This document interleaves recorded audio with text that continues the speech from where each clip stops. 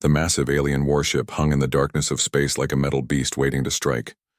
Its hull was dark red, almost the color of dried blood, and covered with sharp spikes that made it look dangerous even when it was sitting still. Inside, the ship. The corridors were wide and tall, designed for creatures much larger than humans. General Korvik walked through the main hallway with heavy steps that echoed off the metal walls. He was huge, even by his own species standards. His body was covered in thick green scales that looked like armor, and old battle scars ran across his face and arms. His yellow eyes glowed in the dim light, and his mouth was full of sharp teeth that he liked to show when he smiled. The smile was never friendly. Today was prisoner exchange day, and Korvik was not happy about it. He had to give back the human soldiers his forces had captured during the last battle. In return, the humans would give back some of his own warriors. It was all part of the stupid peace talks that the Galactic Coalition was trying to force on everyone. Weak creatures, Korvik muttered to himself as he walked. He had seen the human prisoners during their time on his ship. They were small and soft with no natural weapons or armor. Their skin was thin and easily damaged. They had no claws, no sharp teeth, no thick hide to protect them. How such pathetic beings had managed to survive long enough to reach the stars was beyond his understanding. The exchange was taking place in the ship's main cargo bay. It was a huge room with a high ceiling and bright lights that hurt the eyes. On one side stood a group of Zephyrian soldiers, tall and proud in their black uniforms. Their scales gleamed under the lights, and their weapons hung ready at their sides. They looked like what warriors should look like. On the other side of the room, a small group of humans waited quietly. They wore simple blue uniforms that looked almost like pajamas compared to the impressive armor of the Zephyrians. The humans were so small that they barely came up to the chest of the shortest alien in the room. Captain Lisa Brooks stood at the front of the human group. She was a woman in her 40s with short brown hair and calm green eyes. She wore the same simple uniform as the others, but something about the way she stood made it clear she was in charge. Next to her was Lieutenant Danny Walsh, a big man with gray hair and scars on his hands that spoke of many battles. "General Korvik," Captain Brooks said with a slight nod of her head. Her voice was steady and showed no fear, which surprised Korvik a little. Most species were at least nervous in his presence. "Human," Korvik replied, not bothering to use her rank or name. He looked down at her from his great height, his yellow eyes studying her face. "You have come for your weak soldiers, I assume." "We have come to complete the agreed exchange," Brooks said calmly. "We will return your warriors, and you will return our people." Korvik made a sound that might have been laughter, but it came out more like a growl. "Warriors, is that what you call them?" He gestured with one clawed hand toward a group of Zephyrian prisoners who were being led into the room. Even as prisoners, they looked strong and dangerous. Their scales were darker than usual from poor treatment, but their eyes still burned with the fire of fighters. Then the human prisoners were brought in, and Korvik felt his amusement grow. They looked terrible. Months of captivity had left them thin and pale. Their uniforms hung loose on their small frames, and several of them had to be helped to walk. One in particular caught Korvik's attention. The human was young, maybe in his early 20s. His name, according to the prison records, was Jake Martinez. He had been captured during a supply run that went wrong, when his small transport ship was attacked by Zephyrian fighters. Jake was short even by human standards, with dark hair and brown eyes that seemed too large for his thin face.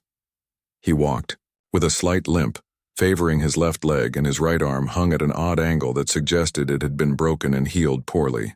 "This is what your species considers a soldier?" Korvik asked, pointing directly at Jake. His voice was loud enough for everyone in the room to hear. "This small, broken thing? No wonder your people struggle to survive in a galaxy full of real predators." Jake looked up at the mention of his species, and for a moment his eyes met Korvik's. The general expected to see fear there, or anger, or the defeated look of a broken prisoner. Instead, he saw something else. It was hard to name, but it made Korvik slightly uncomfortable. The human's gaze was steady and calm, as if he was measuring Korvik rather than being intimidated by him. Captain Brooks stepped forward slightly, placing herself between Korvik and Jake. "Corporal Martinez served with honor," she said firmly, "as did all our people who were captured." "Honor," Korvik repeated the word like it tasted bad. "What honor is there in being so weak that you cannot even defend yourself properly? Look at him." He pointed at Jake again. "He is so fragile that months of simple imprisonment have nearly destroyed him. My people could have endured years of such treatment and emerged stronger." Lieutenant Walsh's jaw tightened and his hands curled into fists, but he said nothing. Captain Brooks remained calm, though her green eyes grew a bit colder. "Our people endured what they had to endure," she said, "just as yours did." Korvik looked at the returned Zephyrian prisoners and had to admit they looked strong despite their captivity. Human prisons were apparently much more comfortable than Zephyrian ones. His warriors stood tall and proud, ready to return to duty, immediately. The contrast with the broken-looking humans was striking. "Perhaps," Korvik said slowly, "your species would be better served by avoiding conflict altogether. Leave the fighting to those who were born for it. Find some quiet corner of the galaxy and tend to your farms or whatever it is weak creatures do." This time, Lieutenant Walsh did speak up. "With respect, General, you might be surprised by what humans can do when they need to." Korvik's laugh was genuine this time, a deep rumbling sound that echoed off the cargo bay walls. "Surprised? By what?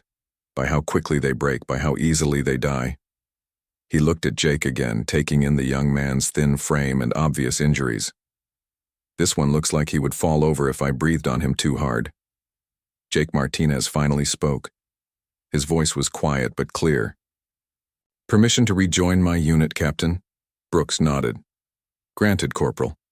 Jake straightened up as much as his injuries would allow and walked toward the human group. His limp was more pronounced now, and Korvik could see that every step caused him pain, but the young human's face showed nothing. He moved with careful determination, never once looking back at his former captors. "Remarkable," Korvik muttered, though he meant it sarcastically. Such bravery in the face of a short walk across a room. The prisoner exchange continued without further incident. Documents were signed, final counts were made, and both groups prepared to leave. As the humans filed out of the cargo bay, Korvik watched them go with a mixture of amusement and puzzlement. They were so small, so obviously fragile, yet something about them nagged at him. Captain Brooks was the last to leave. She turned at the doorway and looked back at Korvik. "General," she said, "I hope our next meeting will be under better circumstances." "Indeed," Korvik replied. "Perhaps next time. You will bring real soldiers instead of children playing at war." Brooks smiled then, and it was not a pleasant expression. "Perhaps next time you will understand the difference between looking weak and being weak." She left before Korvik could respond, and the general was left alone in the cargo bay with his returned warriors. He should have felt satisfied. The exchange had gone well, his people were back, and he had successfully demonstrated the superiority of his species over the pathetic humans. So why did he feel like he was missing something important? The human diplomatic ship New Dawn was nothing like the Zephyrian warship. Where the alien vessel was all sharp edges and dark colors, the human ship was smooth and white, with soft lighting that made everything feel calm and peaceful. The corridors were smaller, built for human-sized people, and the walls were covered with pictures of Earth and other human worlds. Jake Martinez sat in the medical bay, letting Dr. Amy Carter examine his injuries. She was a woman in her 30s with blonde hair pulled back in a ponytail and gentle hands that moved carefully over his damaged body. The medical bay smelled clean, like the disinfectant they used to keep everything sterile. "Hold still, Doctor," Carter said as she ran a scanner over Jake's ribs. The device made a soft humming sound as it worked. "I need to see how badly they damaged you." Jake winced as she pressed on his left side. The Zephyrians had not been gentle during his captivity. They had been curious about human limits, and they had tested those limits thoroughly. "It's not as bad as it looks, Doc. 3 broken ribs that healed wrong, a dislocated shoulder that was never properly set, and extensive muscle damage from repeated electrical shocks. Dr. Carter read from her scanner display. Not as bad as it looks? Jake, you should be dead. Captain Brooks sat nearby, watching the examination with worried eyes. She had known Jake since he was a fresh recruit, barely 18 years old and eager to see the galaxy. Now he was 23, and the galaxy had not been kind to him. Tell me what they did to you, Brooks said quietly. Jake was silent for a moment, staring at the white ceiling above the medical bed. They wanted to understand human endurance, how much pain we could take before we broke, how long we could go without food or water, how much damage our bodies could absorb and still function. Dr. Carter's hands stopped moving. They experimented on you? They called it research, Jake said with a bitter smile. General Korvik was particularly interested in our pain tolerance. He couldn't understand why we didn't just die when things got bad enough. Brooks felt anger rise in her chest, but she kept her voice calm. What did you tell them? Nothing useful, Jake replied. I told them humans were weak and fragile, just like they thought. I pretended to be in more pain than I actually was. I acted like their tests were breaking me when they were really just making me angry. The truth was that Jake had been in terrible pain during his captivity. The Zephyrians had pushed him to limits that would have killed most beings in the galaxy. But Jake had discovered something about himself during those dark months. He had learned that humans could endure far more than anyone realized, even themselves. Dr. Carter finished her examination and stepped back. You need at least 6 weeks of rest and physical therapy. Your body has been through trauma that most species wouldn't survive. I feel fine, Jake said, sitting up on the medical bed. This was not entirely true, but it was not entirely false either. He did feel pain, but pain was just information.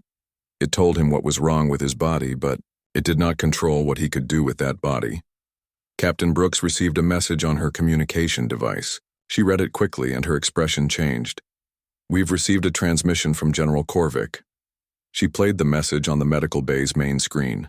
Korvik's huge, scaled face appeared, looking as arrogant as ever. His yellow eyes gleamed, with what might have been amusement. Captain Brooks, the recorded message began, I have been thinking about our recent prisoner exchange. Your species continues to puzzle me. You appear so weak, yet you seem to believe you are capable warriors. I propose a solution to this mystery. Brooks and Jake exchanged glances. Whatever Korvik was planning, it was not likely to be good. I challenge your people to prove their worth in combat, Korvik continued. 3 trials of strength, skill, and courage.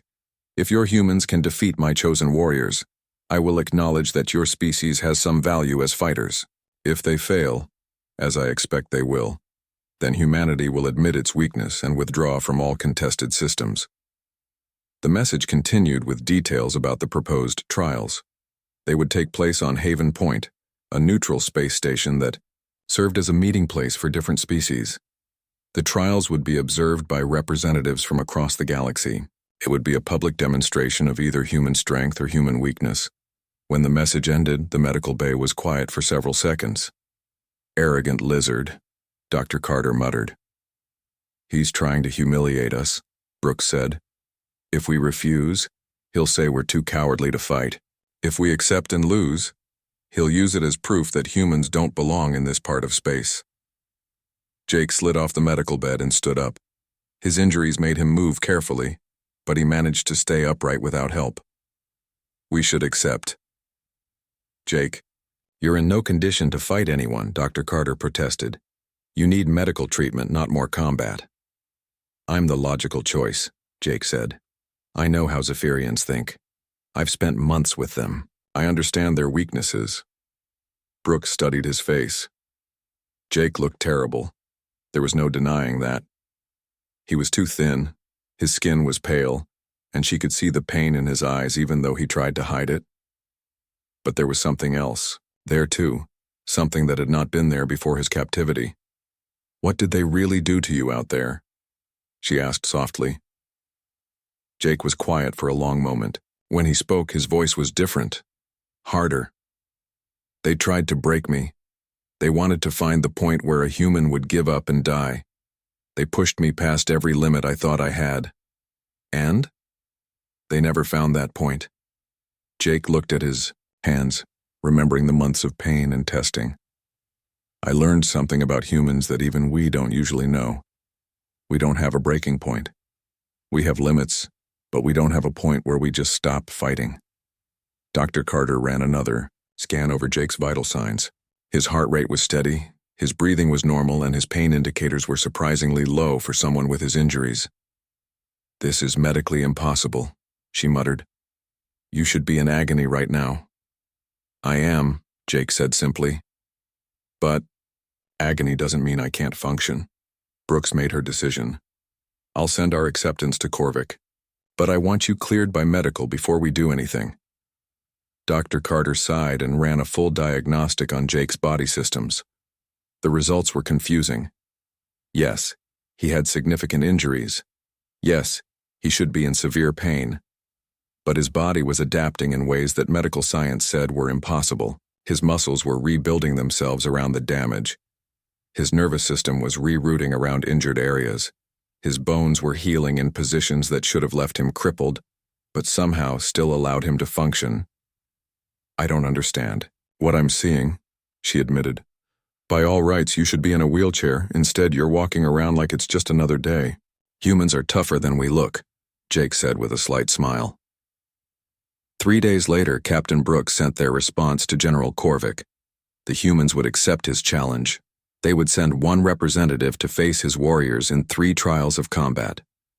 That representative would be Corporal Jake Martinez. Korvik's response came back within hours. He was pleased with their acceptance and amused by their choice of champion.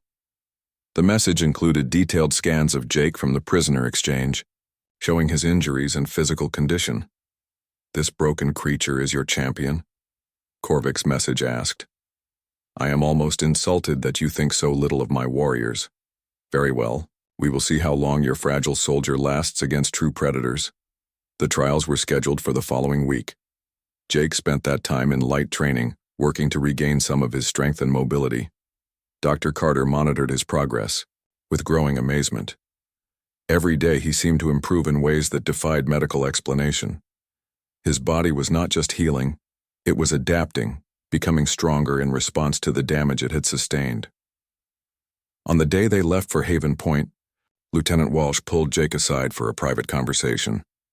"You don't have to prove anything to these aliens," Walsh said. "Everyone who knows you understands your courage." Jake nodded, but his expression was distant. "This isn't about proving courage, Lieutenant. It's about showing them something they don't understand about humans." "What's that?" Jake looked out the ship's window at the stars streaming past. "That weakness and strength aren't opposites. Sometimes they're the same thing." The journey to Haven Point took 2 days. During that time, Jake continued his preparations. He did not train like a typical warrior, focusing on strength or speed. Instead, he worked on endurance, on pain management, on the ability to keep functioning when everything in his body told him to stop. When they arrived at Haven Point, they found General Korvik's ship already waiting. The Zephyrian vessel dwarfed the human diplomatic ship, and Jake could see weapons ports open along its hull like hungry mouths. "He's not taking any chances," Brooks observed. "Good," Jake replied. "Neither am I." Haven Point was unlike any place Jake had ever seen. The space station was massive, built in the shape of a giant wheel that slowly turned in the darkness of space. Its metal surface was covered with lights from 100 different worlds, and ships from dozens of species docked at its many ports. The station existed in neutral space where no single government had control, making it the perfect place for meetings between enemies. Inside the station, the corridors were wide and tall to accommodate beings of many different sizes. The air smelled of recycled atmosphere mixed with the scents of alien foods and fuels. Creatures that Jake had only seen in pictures walked past him without a second glance. Some were tall and thin like walking sticks. Others were short and round like living boulders. A few floated rather than walked, their bodies suited for life in water or gas instead of air. The arena where the trials would take place was in the center of the station's main hub. It was a large circular room with seats rising up on all sides, allowing spectators to look down at the fighting area in the middle. The floor was made of some kind of metal, that could change its surface to match different environments. Bright lights hung from the ceiling, making everything visible to the cameras that would broadcast the trials across the galaxy. Jake stood at the edge of the arena, looking up at the hundreds of beings that had come to watch. Most of them were here to see the humans humiliated. Word had spread quickly through the galaxy about General Korvik's challenge, and many species were curious to see just how weak the humans really were. General Korvik sat in a place of honor overlooking the arena. He was dressed in his finest military uniform, dark blue with gold decorations that showed his rank and achievements. His yellow eyes gleamed with satisfaction as he looked down at Jake. The human looked even smaller and more fragile in the bright lights of the arena. Captain Brooke sat with the other human observers in a section reserved for them. Her face showed no emotion, but Jake could see the worry in her eyes. Lieutenant Walsh sat beside her, his hands clenched into fists as he watched the preparations. "Ladies, gentlemen, and beings of all species," announced the station's official, a tall blue creature with 4 arms and a voice that echoed through the arena. "Today we witness trials of combat between the warriors of the Zephyrian Empire and the representatives of humanity. The first trial will test strength and fighting skill in direct combat." Jake walked to the center of the arena, moving carefully to hide his limp. The metal floor felt cold under his feet, and the bright lights made his eyes water slightly. He wore simple combat clothing, dark gray pants and a matching shirt that allowed him to move freely. He carried no weapons, as none were allowed in the first trial. From the opposite side of the arena came his opponent. Commander Vex was everything that Zephyrians thought a warrior should be. He stood nearly 8 feet tall with muscles that bulged under his thick green scales. His arms were as big around as Jake's waist, and his hands ended in claws that could tear through metal. Scars covered his body like medals, proof of countless battles survived and won. The crowd cheered when they saw Vex, and many of them laughed when they looked at Jake. The size difference was so extreme it seemed like a joke. Jake barely came up to Vex's chest, and the human's thin frame looked like it might break if the alien breathed on him too hard. General Korvik stood up in his seat, raising one clawed hand for silence. "Behold," he called out, his voice carrying easily through the arena. "The mighty human warrior." His tone made it clear what he thought of Jake's chances. "I almost feel sorry for the creature. This will not take long." The station official raised his hand. "Fighters, prepare yourselves. Victory goes to the being who can no longer continue combat. Begin."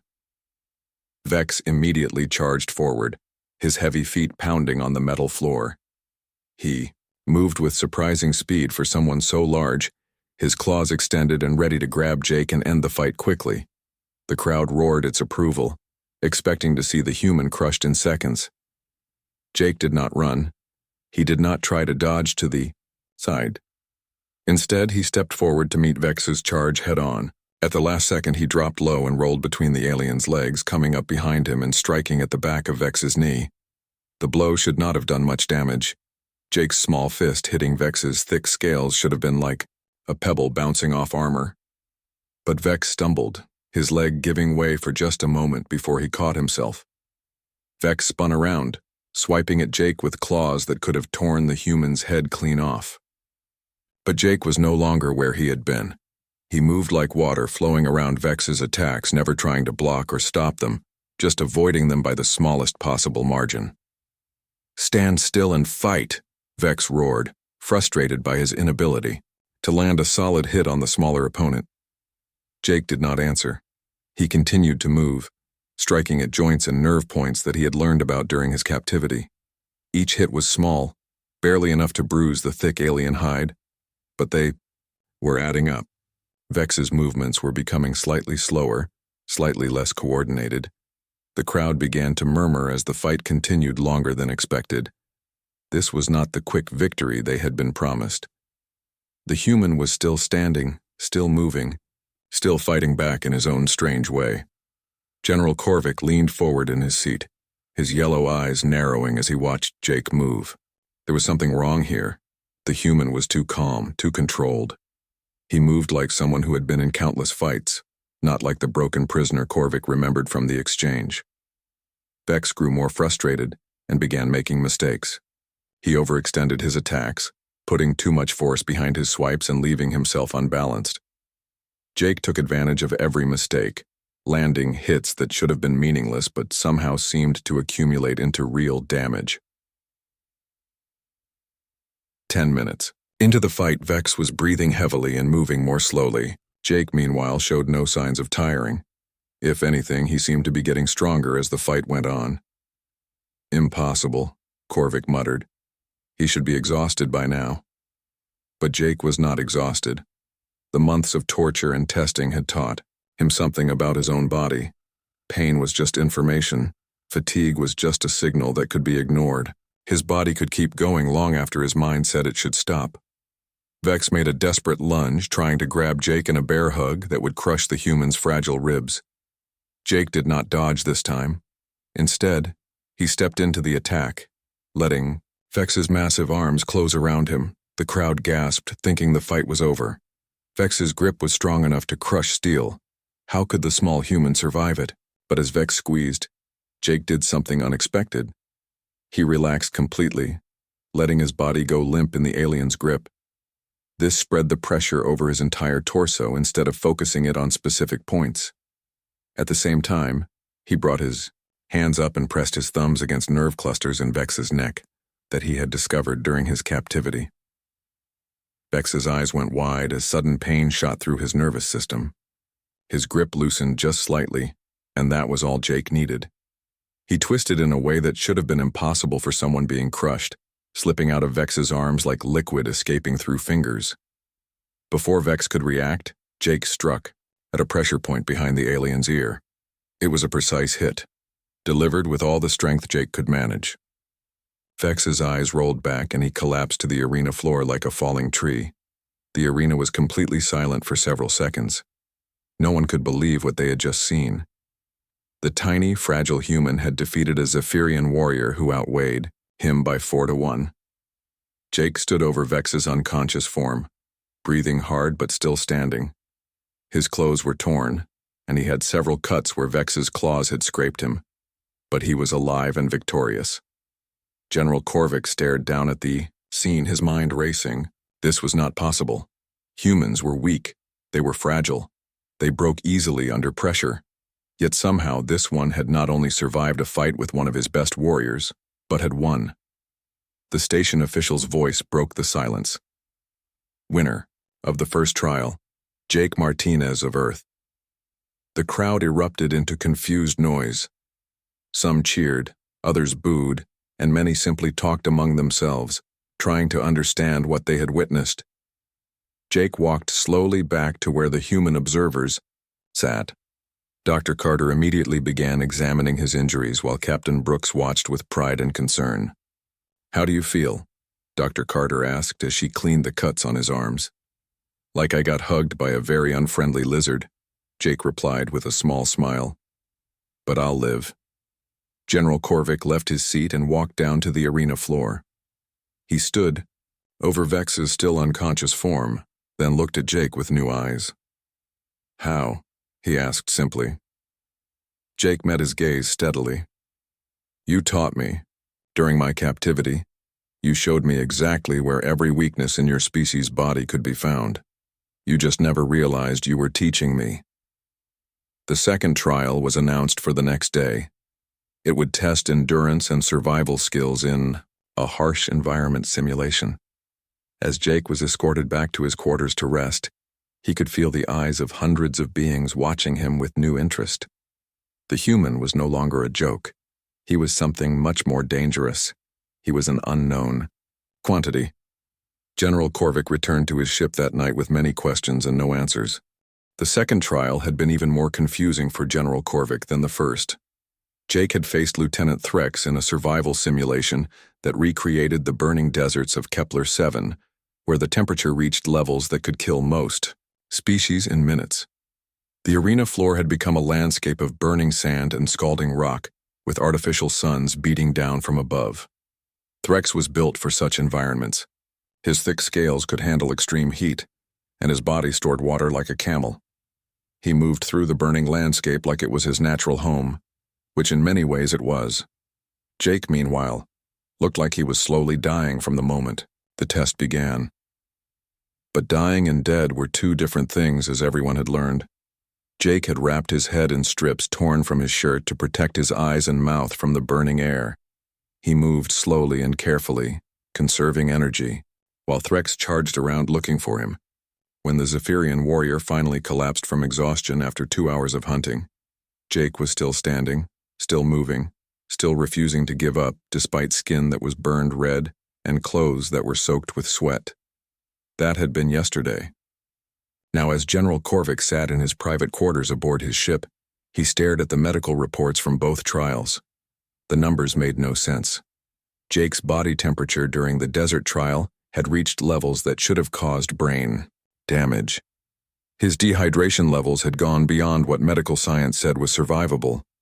Yet not only had he survived, he had won. Perhaps the medical equipment was wrong, suggested Commander Voss, Korvik's second-in-command.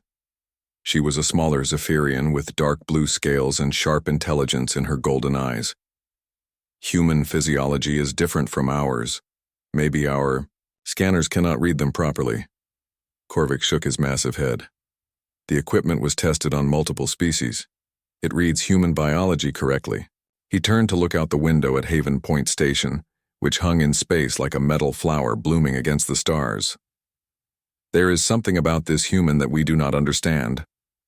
A communication alert sounded, interrupting their conversation. The message was from Haven Point's command center, and it was marked as urgent. General Korvik, came the voice of Station Commander Relm, a tall gray being with multiple eyes and a voice like grinding metal. We have a situation. Skarn raiders have entered the system. They are demanding that we surrender the station to them or they will destroy it. Korvik's blood went cold. The Skarn were one of the most violent species in the galaxy, creatures who lived only to fight and kill. They had no interest in diplomacy or negotiation. When they attacked a place, they usually left nothing alive behind them. How many ships? Korvik asked. 12 battle cruisers and at least 30 smaller attack vessels, Relm replied. They will be here in less than an hour. Korvik began issuing orders immediately. His ship was powerful, but not powerful enough to fight off that many Skarn. Vessels alone. The human diplomatic ship was lightly armed and would be useless in a real battle. Haven Point had some defensive weapons, but they were designed to stop pirates and smugglers, not a full Skarn war fleet. We should evacuate, Commander Voss suggested. Get the important people off the station and retreat to a safe distance. There are 50,000 beings on that station, Korvik replied. We cannot evacuate them all in time. The third trial was supposed to begin in 30 minutes. It was meant to be a tactical combat simulation, a test of planning and leadership skills. Instead, it was about to become a real battle for survival. Korvik made his decision. Signal all ships in the area. Tell them we need assistance. Prepare our weapons and set course for Haven Point. We will defend the station. 20 minutes later, Korvik was aboard Haven Point, meeting with Station Commander Relm and the other military leaders present. The meeting was held in the station's command center, a large room filled with displays showing the approaching Skarn fleet. Captain Brooks was there representing the humans, along with Lieutenant Walsh and Jake Martinez. Jake still showed signs of damage from the previous trials, but he moved with the same quiet determination Korvik was beginning to recognize. Our defensive situation is not good, Commander Relm explained, pointing at the tactical display. The Skarn have more ships and more firepower than we do. Our best hope is to delay them long enough for help to arrive. Help from where? Asked Captain Brooks. The nearest military base is 3 days away. Then we hold for 3 days, Jake said quietly. Everyone turned to look at him and he continued. We cannot match their firepower, so we use the station itself as our weapon, turn their strength against them. General Korvik studied the human with new interest. Explain. Jake moved to the tactical display and began pointing at different areas of the station.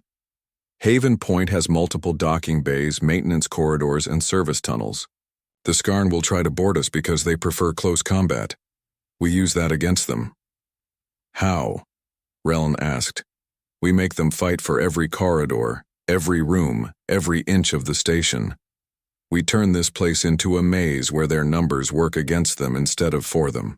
Jake's voice was calm, but there was something cold in his eyes that made even Korvik feel uncomfortable.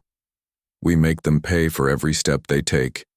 The Skarn fleet arrived exactly when predicted.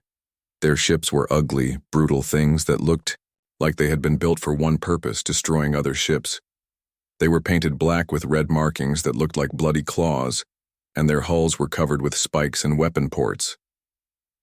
The battle began immediately. Korvik's ship and the few other vessels present engaged the Skarn fleet in space, while the station's defenses opened fire. But just as everyone had predicted, the space battle was hopeless. The Skarn had too many ships and too much firepower.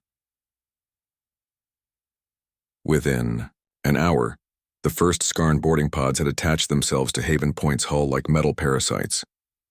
The real fighting was about to begin. Jake had used the time well.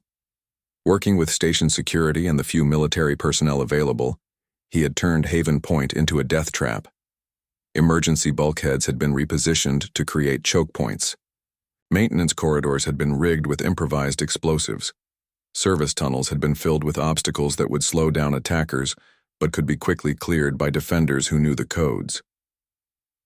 The Skarn came aboard the station like a flood of violence and rage.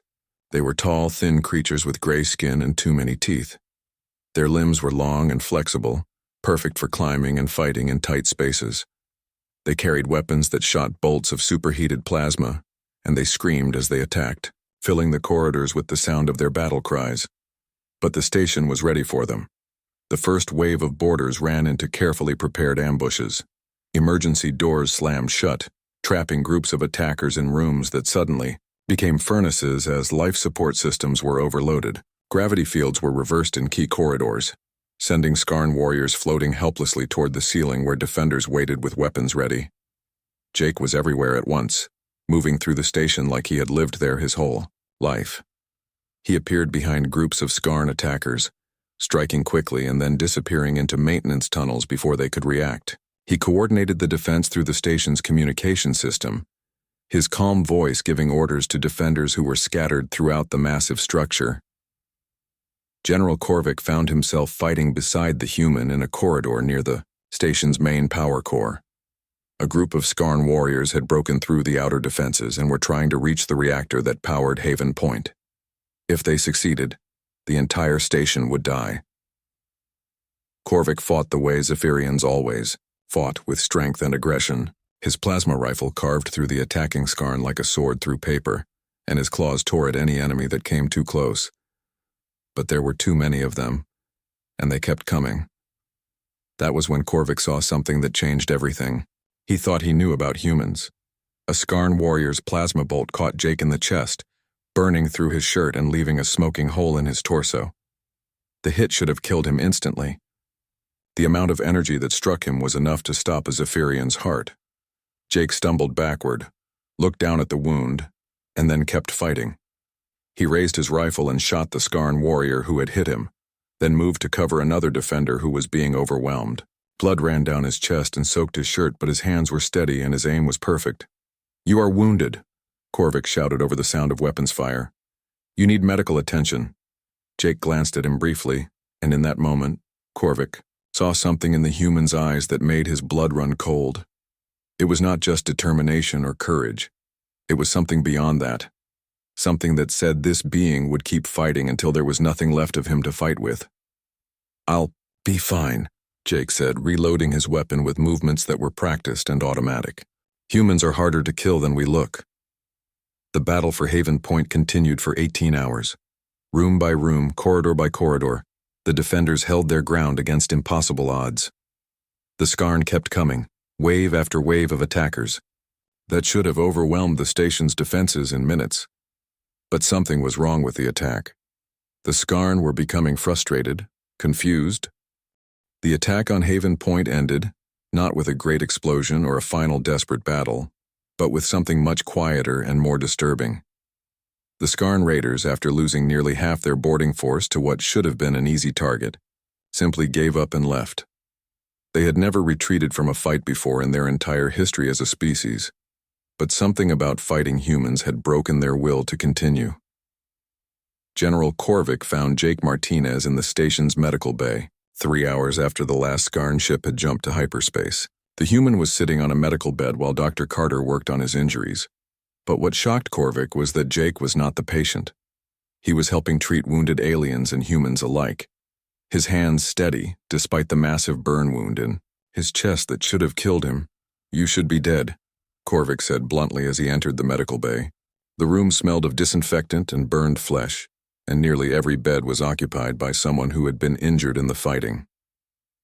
Jake looked up from the Zephyrian soldier whose arm he was bandaging. "So I've been told. Several times today. Actually," Dr. Carter glanced at Korvik while she worked on a wounded station security officer. "His vital signs are impossible," she said quietly. "His body temperature is too low, his blood pressure is too high, and he has internal damage that would have killed anyone else. But he keeps working like nothing happened." Korvik watched as Jake finished the bandage and moved to help a wounded Skarn prisoner. The alien raider had been captured during the fighting, and most beings would have left him to suffer. Instead, Jake treated his injuries with the same care he showed to his own allies. "Why do you help him?" Korvik asked, nodding toward the Skarn. "His people tried to kill you." Jake paused in his work, considering the question. "Because he's hurt, and I can help him. What his people did doesn't change that." "This makes no sense," Korvik muttered. "You fight like a demon when attacked, but show mercy to your enemies when they are defeated. You appear weak but prove to be incredibly strong. You should be dead, but continue to function. What are you?" Jake finished treating the Skarn's wounds and stood up slowly. The movement obviously caused him pain, but his expression remained calm. "I'm human," he said simply. "This is what we are." "No." Korvik shook his massive head. "I have studied your species. Your physical capabilities are well documented. You are not supposed to be able to do what you did today." "Physical capabilities," Jake repeated thoughtfully. "That's where you made your mistake, General. You looked at our bodies and thought that was all there was to see. You measured our strength and speed and decided we were weak. But you never measured the one thing that actually matters, which is our refusal to quit." Jake sat down on the edge of a medical bed, finally allowing himself to show some of the exhaustion he felt. "Humans aren't the strongest species in the galaxy. We're not the fastest or the toughest or the smartest, but we have something that most species don't have." Korvik leaned forward, genuinely curious now. "What?" "We don't know when to give up. We don't have an instinct that tells us when a fight is hopeless and we should surrender. Other species, when they reach their limits, their bodies shut down to preserve life. Humans just keep going past the point where logic says we should stop." Dr. Carter looked up from her patient. "It's true. Medically speaking, Jake should have collapsed hours ago. His body has sustained damage that would incapacitate any other species I know. But somehow, his nervous system is overriding the normal pain and fatigue responses." "But why?" Korvik asked. "What evolutionary purpose does such a trait serve? It seems like it would lead to extinction, not survival." Jake was quiet for a moment, thinking about how to explain something that even humans didn't fully understand about themselves. On our homeworld, we weren't the apex predators. We weren't the biggest or strongest creatures. We survived by being persistent. We would chase prey animals until they collapsed from exhaustion. We would keep trying to solve problems long after other creatures would have given up. We evolved to be the species that just doesn't stop. "Persistence hunters," Korvik said slowly, understanding beginning to dawn in his yellow eyes. "I have heard of this concept, but I thought it was just a primitive hunting method." It was, but it became part of who we are as a species. When humans are pushed to our limits, we don't break. We adapt. We find new ways to keep going. We turn our weaknesses into strengths and our pain into fuel. Captain Brooks entered the medical bay looking tired but relieved.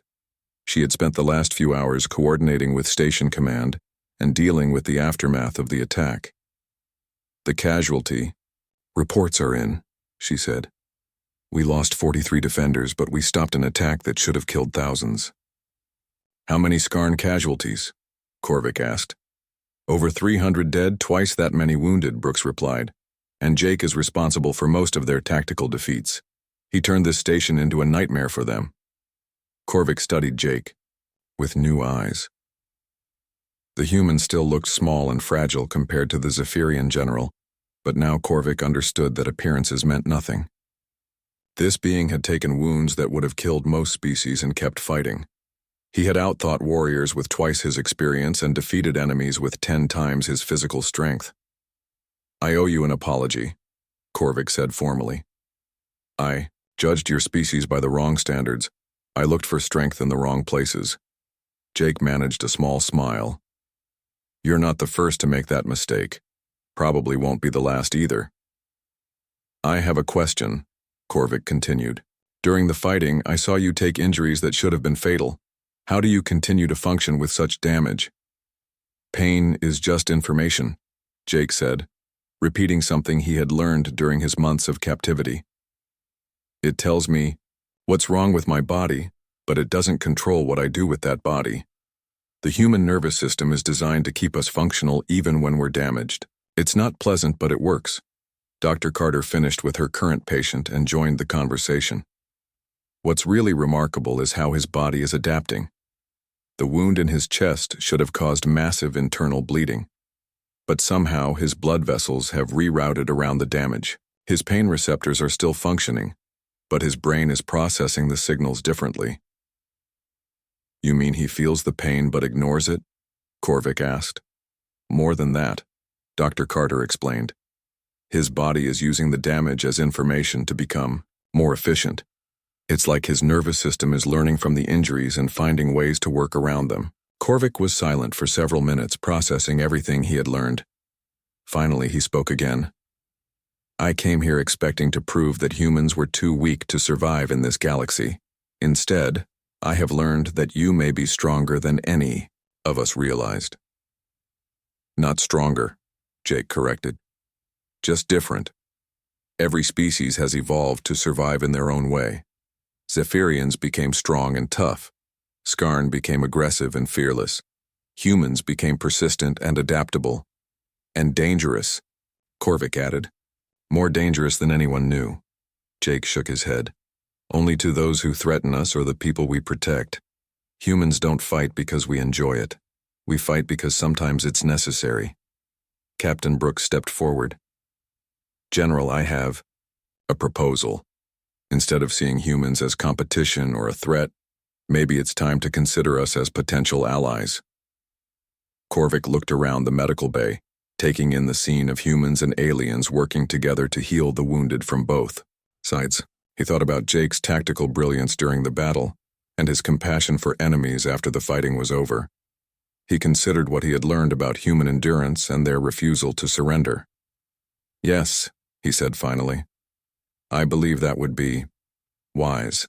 3 weeks later, General Korvik submitted his final report to Zephyrian High Command. It was classified at the highest levels and marked for immediate attention by the military leadership. The report was short, but its implications were enormous. Recommendation: immediate alliance with human forces, the report concluded. Assessment: humans represent the most dangerous warrior species encountered to date, not due to physical superiority, but due to psychological advantages that make them nearly impossible to defeat through conventional means. They do not fight like other species. They do not think like other species. They do not surrender like other species. Any attempt to conquer or destroy humanity will likely result in catastrophic losses, even in victory. Better to have them as friends than to face them as enemies. The final paragraph was personal, written in Korvik's own words rather than military language. I have seen a human continue fighting with wounds that would kill our finest warriors. I have watched them show mercy to enemies who showed them none. I have witnessed them turn their apparent weaknesses into devastating strengths. Humanity is not what they appear to be. They are something much more remarkable and much more dangerous. We underestimate them at our own peril. Jake Martinez returned to active duty with the human fleet, carrying with him the respect of former enemies and the knowledge that sometimes the greatest strength comes from appearing weak. The trials that had been meant to humiliate humanity instead became the foundation for the strongest military alliance the galaxy had ever seen.